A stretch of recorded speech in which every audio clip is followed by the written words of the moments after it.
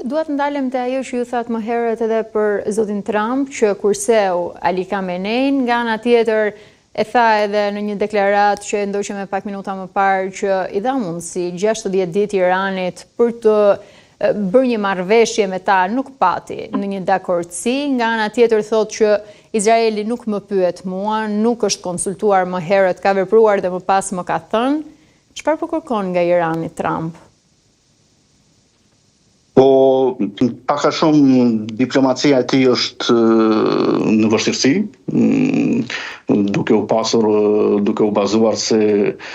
amerikanët e kanë humbur prestigjin ndërkombëtar që kanë pasur më herët në karakterin diplomatik,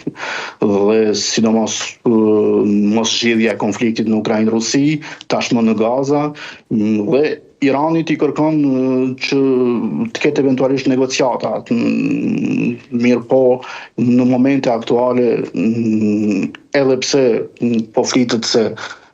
sipas gazetës Wall Street që iranianët janë duke kërkuar ndihmë nga shtetet si Katari, Egjipti, Omani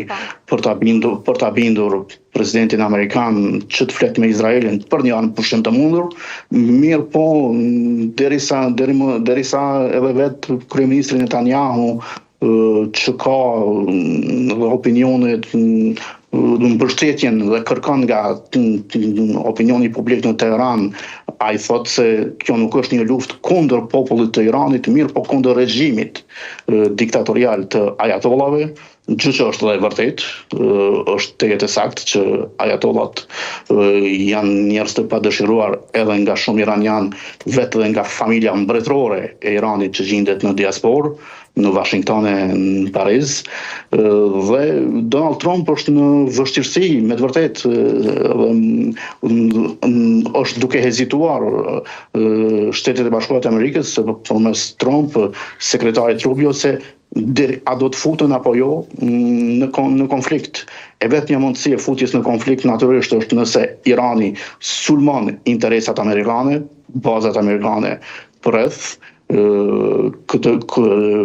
Trump ka kërcënuar se do të futen në luftë dhe do ta kenë një ndëshkim të madh nëse iranianët e sulmojnë bazat amerikane, por deri më tani, derisa s'ka sulme ndaj bazave amerikane, natyrisht që Trump mundua të jetë më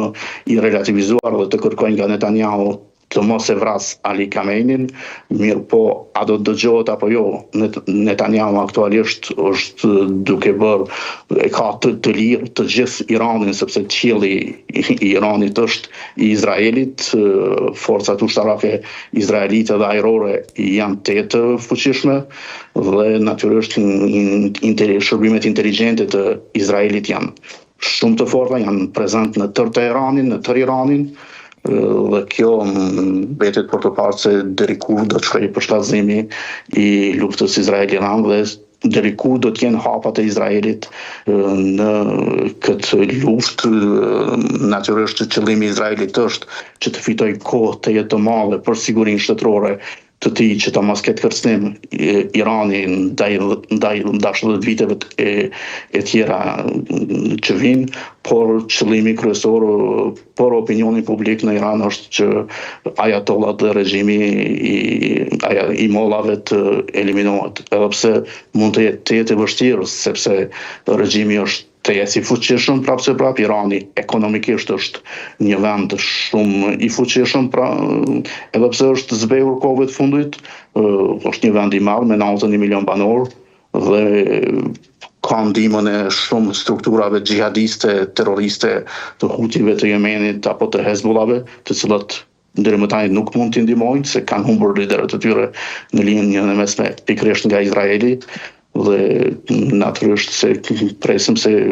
deri ku Izraeli dhe kryeministri i tij do të shkojnë në këtë konflikt. Do ishte zgjidhje dhe ndoshta Trump mund të zbutej disi nëse Irani do të blinte uraniumin nga Shtetet e Bashkuara? Kjo mundësi është natyrisht nëse iranianët kanë dëshirë të bashkëpunojnë me Trump, por Trump nuk ka raporte të mira me Iranin. Ai akuzon shumë herë që kanë dashur dhe të bëjnë atentat ndaj tij. Dhe Irani është një vend i cili Trump nuk e adhuron shumë dhe natyrisht konfliktet janë shumë të gjëra, qysh nga ardhja e revolucionit islam